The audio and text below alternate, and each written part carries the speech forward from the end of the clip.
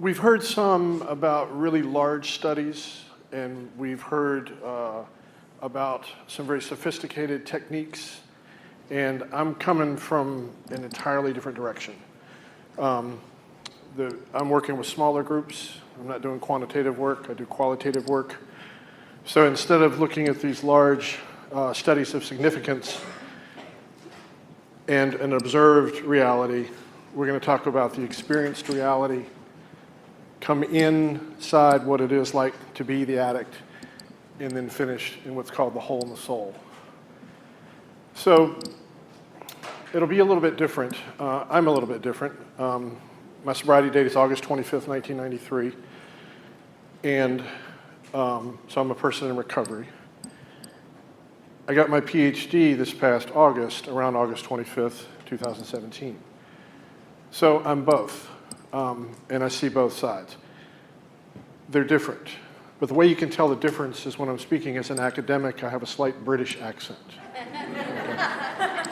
And when I'm talking just as Bryan, it sounds like this. So I'm going to start really broad. And it's not meant in a critical way, but it is supposed to kind of raise some attention, to just look at substance use disorders as a public health issue over time, and how it looks markedly different than other public health issues. And then I'm going to look at how we've been investigating traditionally substance use disorders. And then I'm going to explore an alternative paradigm and then present the findings from a study that used that paradigm, and then we'll go from there. So I'm not comparing substance use disorders to HIV. And the diseases I'm putting up here, I'm not comparing the diseases, except that they are diseases, they are related to physiology, and they are related to behavior. What I want you to notice, and they're approximately on the same scales, roughly, over the same period of time. And what I want you to notice is when a disease is first identified, the increased number of incidents, and then somewhere towards the top of the curve, you begin to see an effective understanding of what's going on that informs an effective treatment, and then a dramatic drop in incidence. So that's an effective addressment of a public health issue. And so this is HIV.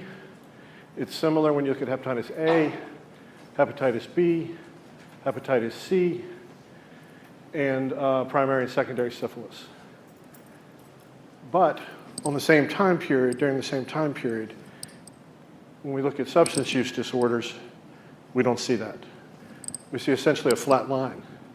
These are individuals 12 and older with abuse or dependence diagnosis on alcohol or illicit drugs in the past year from 2002 to 2013. What does that picture suggest?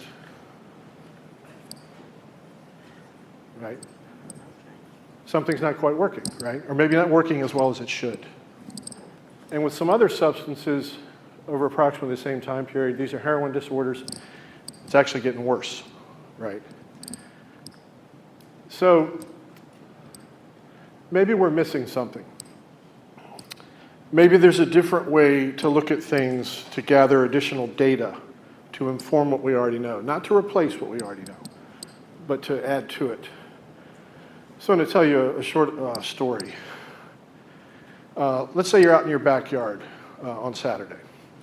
And in your backyard, you've got the grass that's cut in two directions and everything's edged nice, and you've got a really pretty backyard to a certain extent. And then there's this briar patch. And it's very dense. Nobody goes in there.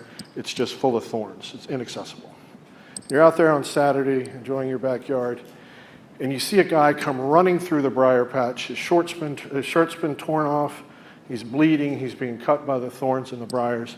And you think, my God, why would somebody do that to themselves, right? And so you're a good person. So you wave to them and say, hey, come over here. Get out of the thorns. Get away from the briars.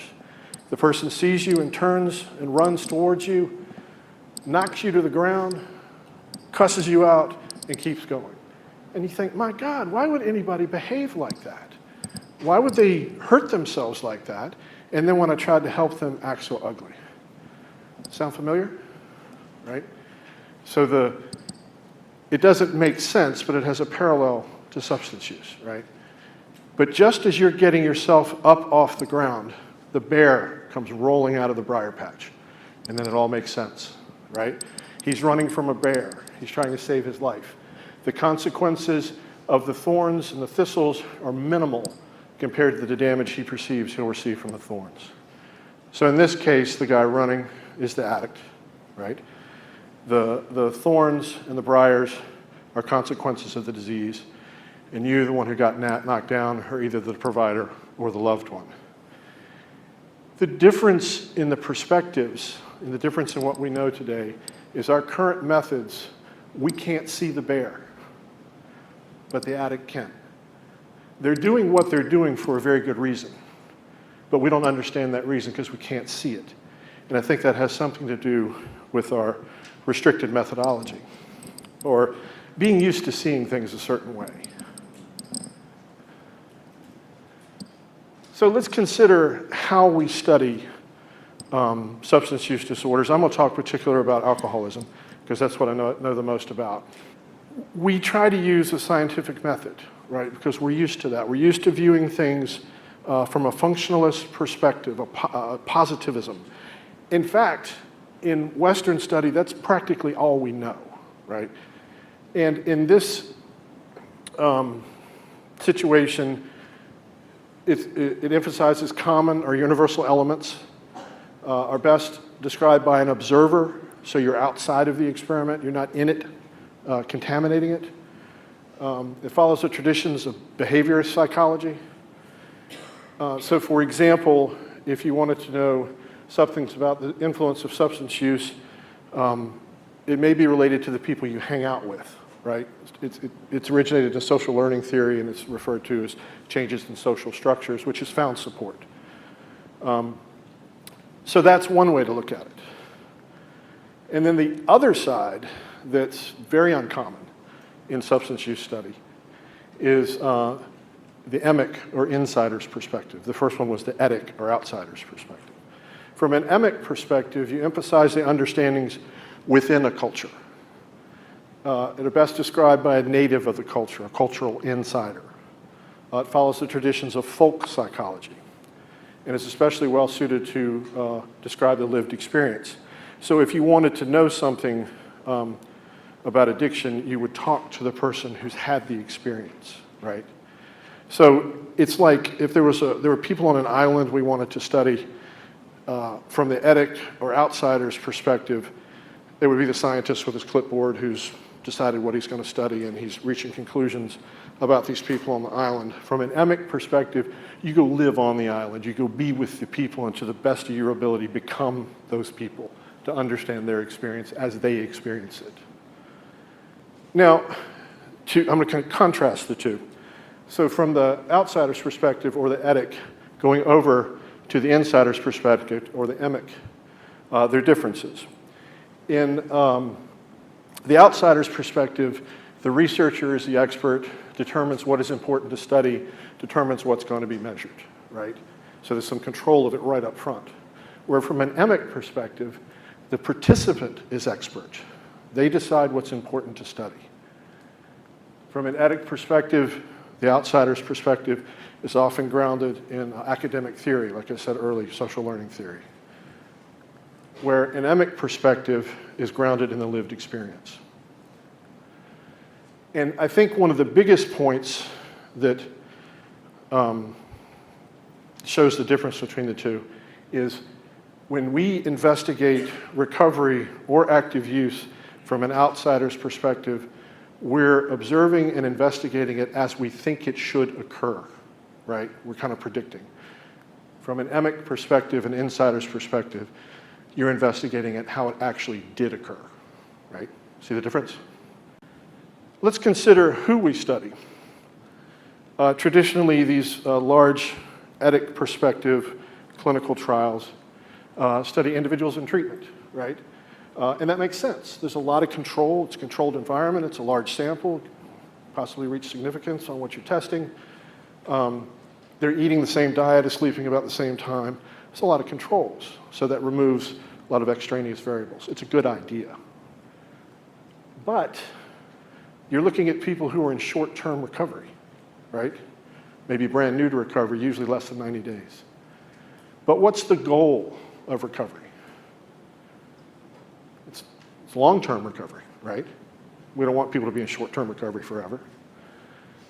So in terms of expanding how we're looking, or who we're looking at, we could look at people in long-term recovery for additional information, additional data. We could also look at people that are drinking. We might be able to get some data from them.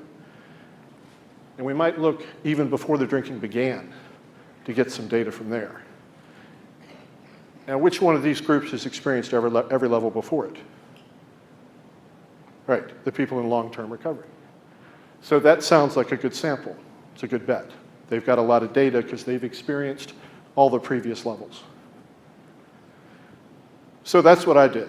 I proposed and completed a study to capture the emic perspective, the insider's experience of addiction. And I studied individuals in long-term recovery who had been sober from 20 to 32 years. So in this case, we're talking about decades of recovery. And each time we met, we did 6 focus groups that lasted over 4 hours. There was over 100 years of the recovery in the room every time, trying to determine how we got here. Now, I organized the data. I wasn't actually in the study. I held the study. And the research question was very broad because I used a grounded theory method. And the original question was, so what has changed as a result of recovery? What's different now than before? And we explored recovery as it happens, or as it happened. Now, I'm going to present the findings in a linear fashion, a chronological fashion, just because it makes more sense that way. It's easier to understand. That's not how it happened. You know, with grounded theory, you end up with a whole bunch of data. Your initial questions inform your secondary questions, and there's a coding paradigm you use to isolate the core phenomenon and its elements, or what's going on at the deepest level. But I'm going to present it in a linear fashion, just because it's a little easier to understand. So the findings produced a story grounded in the data. It's called a case report. That's what a grounded theory study produces. And it is like a story of the life of addiction from before it begins to long-term recovery. There's a model of the process that was also produced. I'm going to refer to that, but it's a little complex, and I don't want to spend too much time on it. The elements of the theory is what I'm going to spend the most time on, and that would be the place for the PhDs and the quantitatives in the room. There's some possible mechanisms that are worth studying in there that are in agreement with other studies, and some new mechanisms as well. And then the core phenomenon, which the participants referred to as the hole in the soul. And that's the general order I'm going to go in. First, I'm going to look at what they initially reported had changed as a result of long-term recovery. And they reported that since they had been in recovery, there had been a change in security, which was indicated by an increased self-esteem, self-worth, wholeness, integration, and authenticity. They reported changes in loneliness, indicated by a shared experience and a sense of belonging. Changes in life meaning, indicated by hope and ability to cope with life, a new outlook on life, new purpose or meaning in life. They reported changes in anxiety, indicated by reduced self-loathing, reduced fear, anger, and stress, and an increased sense of peace and serenity. And they reported a reduction in shame, indicated by self-acceptance. So that sounds like pretty good recovery, right? And at this point in the study is when things got weird. They got strange for me, and they got strange for the other participants, even though we all had decades of recovery. We started to look at the area before the beginning. And what we found was the participants all reported, and I'm going to read some of the excerpts from the study. Their experiences were so similar, it was easier to write it in first person singular, right? They reported before the beginning, before they ever took a drink, they had felt like they were missing something. They felt incomplete. They felt self-conscious, insecure. That sounds like a problem with security, doesn't it? Similar to what was solved in long-term recovery. They described themselves as not fitting in or belonging. They felt lonely, abandoned, and not accepted. Sounds like loneliness, doesn't it? They talked about how they didn't know how to live life. That sounds like a problem with life meaning, doesn't it? Anxious, they reported being anxious, stressed, and angry. That sounds like a problem with anxiety, doesn't it? Shame was not reported at that level. So what we're starting to see is what changed as a result of long-term recovery didn't start in here somewhere. It started way back here before they ever had a drink. And that's important to know because it changes the purpose of the drink and the definition of the drink. When we talked about the next area described as drinking, so that would be when they first started drinking, they reported less insecurity, less self-consciousness. They felt like they could deal with life. They reported confidence and even superiority. Well, that sounds like a change. Sounds like the problem with security has changed, right? They reported they could open up. They fit in life, felt a sense of belonging, and they found community in drinking, right? It's starting to sound like the alcohol is not a problem at this stage. In fact, it's starting to look like a solution, right? They reported that when they drank, life made sense, and they had a new outlook on life, and they felt like it was going to be okay. That sounds like life meaning, doesn't it? They reported less anxiety, stress, anger, hate, and jealousy when they drank. That sounds like a reduction in anxiety, right? Again, shame was not reported. So we began to question at that point, because we had already explored it in long-term recovery, is alcohol the problem or is it the solution? Have we got something backwards here? These are some excerpts from the study.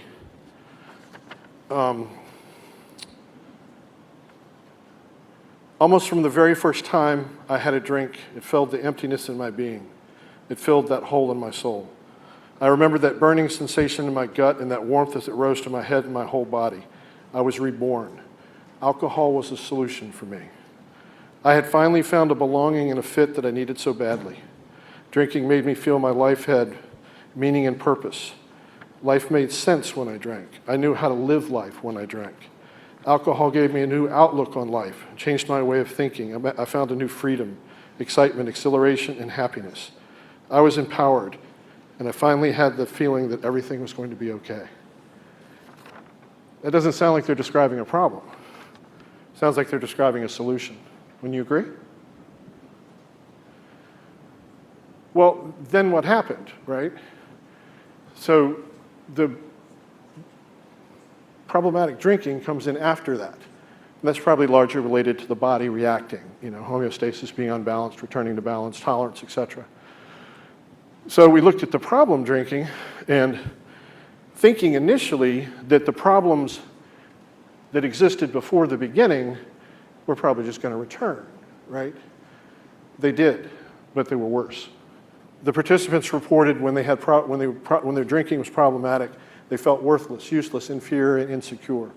So that sounds like security, but at a worse level than we've heard it so far.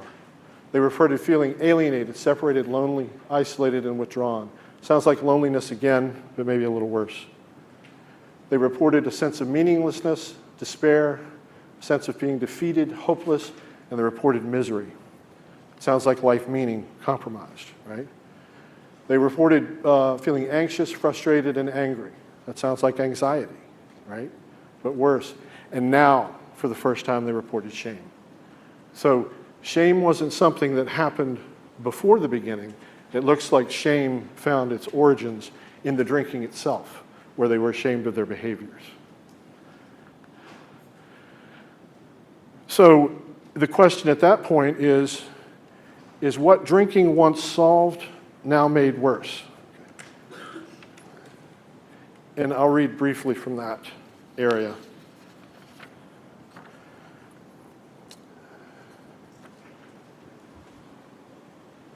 For the first time in my life, I felt real shame. I needed more alcohol to cover that up. It was a vicious cycle. The more I drank, the more ashamed I felt, and the more I needed to drink, and I felt more remorse for my behavior. Now, alcohol was relieving and feeding my discomfort. Where drinking once solved the uncertainty of my place in life and instilled confidence that everything was going to be all right, now life was meaningless and was uncomfortable. I was caught in a life I had no way I knew how to do. I was lost and stayed lost. I slipped into incompleteness and into the empty spaces of what was once me. So it does sound like it got quite a bit worse.